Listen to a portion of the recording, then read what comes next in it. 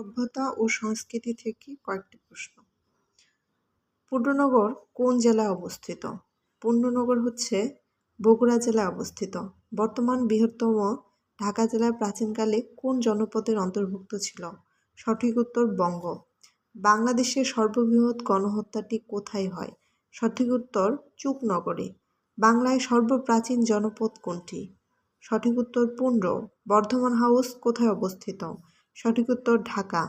ঢাকার ধোলাইখাল কে খনন করে? ঢাকার ধোলাইখাল খনন করে ইসলাম খান। ইউনেস্কো কবে সুন্দরবনকে বিশ্ব ঐতিহ্য হিসেবে ঘোষণা করে? ইউনেস্কো সুন্দরবনকে 1997 সালে বিশ্ব ঐতিহ্য হিসেবে ঘোষণা করে। মনপুরা সত্তর কি? মনপুরা সত্তর হচ্ছে একটা চিত্রশিল্প। বাংলায় প্রাচীন মহাস্থানগড়ের অবস্থান কোথায় ছিল? বগুড়ায়। মহাস্থানগড় কোন নদীর তীরে অবস্থিত? মহাস্থানগড় করতোয়া নদীর তীরে অবস্থিত। মোদের গর্ব মোদের আশা আমরি বাংলা ভাষা গানের রচয়িতা কে? অতুল প্রসাদ সেন। পরবর্তী প্রশ্ন, বাংলাদেশের সাহিত্যের সর্বোচ্চ পুরস্কার কোনটি? বাংলা একাডেমি পুরস্কার। বরেন্দ্র বলতে বোঝায় কোনটিকে? বরেন্দ্র বলতে বোঝায় উত্তরবঙ্গকে। বাংলা নববর্ষ পহেলা বৈশাখ চালু করেন কে? সম্রাট আকবর। বাংলাদেশে মণিপুরী নাচ কোন অঞ্চলের ঐতিহ্য? সিলেটের। ওয়ারী বটেশ্বর প্রত্নতান্ত্রিক নিদর্শন কোন জেলায় পাওয়া যায়? নরসিংদীতে। বাংলাদেশের জাতীয় গ্রন্থাগার কোথায় অবস্থিত? আগারগাঁয়ে অবস্থিত। সোমপুর বিহার কে প্রতিষ্ঠা করেন? সোমপুর বিহার ধর্মপাল প্রতিষ্ঠা করেন। প্রাচীন বাংলায় সমতট বলতে কোন কোন অঞ্চলকে বোঝায়? কুমিল্লা ও নোয়াখালীকে। বাংলাদেশের প্রথম সবাক চলচ্চিত্র মুখ ও মুখোশের সঙ্গীত পরিচালনা করেছেন কে? সমর দাস। ভাটিয়ালি বাংলাদেশের কোন অঞ্চলের গান? ভাটিয়ালি বাংলাদেশের ময়মনসিংহ অঞ্চলের গান। আন্তর্জাতিক মাতৃভাষা ইনস্টিটিউট কোথায় অবস্থিত? ঢাকাতে অবস্থিত। সাবাস বাংলাদেশ ভাস্কর্যটি শিল্পীকে? সাবাস বাংলাদেশ ভাস্কর্যটির শিল্পী হচ্ছে নিতুল কুণ্ডু। পরবর্তী প্রশ্নটি হচ্ছে, কোন সালে বাংলা একাডেমি প্রতিষ্ঠিত হয়? 1955 সালে। সোমপুর বিহারের প্রতিষ্ঠাতা কে? ধর্মপাল। সোপাজিত স্বাধীনতার স্থপতি কে? শামীম শিকদার। সোমপুর বিহার কোথায় অবস্থিত? নওগাঁয় অবস্থিত। প্রয়াত চিত্র পরিচালক তারেক মাসুদের জঙ্গিবাদ ও তার প্রভাব সম্পর্কিত চলচ্চিত্রের নাম রানওয়ে। কেন্দ্রীয় শহীদ মিনারের স্থপতি কে? হামিদুর রহমান।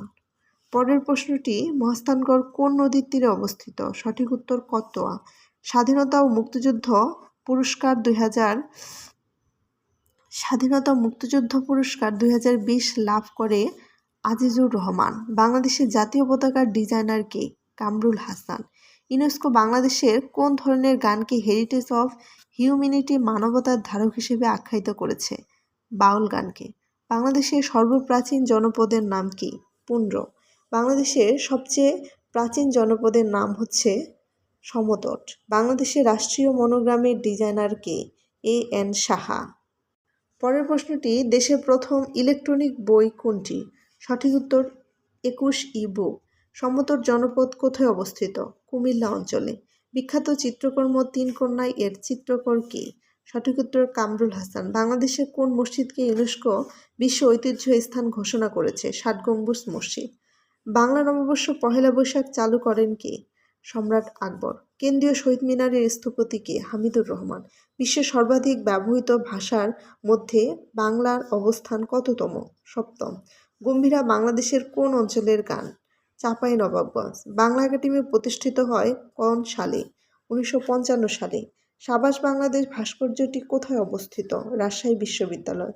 কেন্দ্রীয় শহীদ মিনারের স্থপতি কে? হামিদুর রহমান। বাংলাদেশের প্রাচীনতম নগর কেন্দ্র কোনটি? মহাস্থানগড়। ওয়ারী বটেশ্বর কোথায় অবস্থিত? নরসিংদীতে। 7 গম্বুজ মসজিদ বাংলাদেশের কোন জেলায় অবস্থিত? বাগেরহাটে অবস্থিত। পরবর্তী প্রশ্নটি, বাংলাদেশের জাতীয় পতাকার দৈর্ঘ্য ও প্রস্থের অনুপাত কত? সঠিক উত্তর হচ্ছে বাংলাদেশের জাতীয় পতাকার দৈর্ঘ্য প্রস্থের অনুপাত 10:6। জাতীয় সংসদ ভবনের স্থপতি কে? লু আইকান। প্রাচীন চন্দ্রদ্বীপের বর্তমান নাম কি? বরিশাল। বাংলাদেশের জাতীয় পতাকার রূপকার কে? কামরুল হাসান।